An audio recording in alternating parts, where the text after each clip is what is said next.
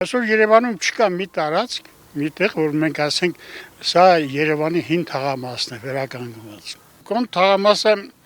Երևան քաղաքի հնագույն թաղամասերից մեկն է, առնվազն 16-15-17-րդ դարերից ի վեր։ Այդտեղ նաև կան պետական ցուցակում գրանցված հուշարձաններ, մի քանի հուշարձաններ, մոտավորապես, եթե չեմ սխալվում, մոտավորապես 10 հուշարձանի չափ։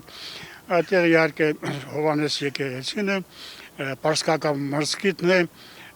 Երևան քաղաքի նշանավոր առևտրական դասերին վերաբերող Աղամալյանների բնակարանը եւ այլն։ Պետությունը տեր չի կանգնում պետականորեն այդ հուշարձանները, այդ տարածքը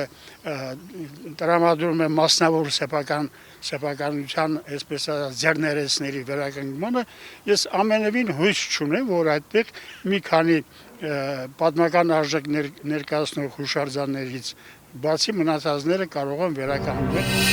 Բաժանորդագրվեք Արմաթ մեդիայի ալիքներին սոցցանցերում, հետևեք մեզ նաև Armat Media AM կայքում։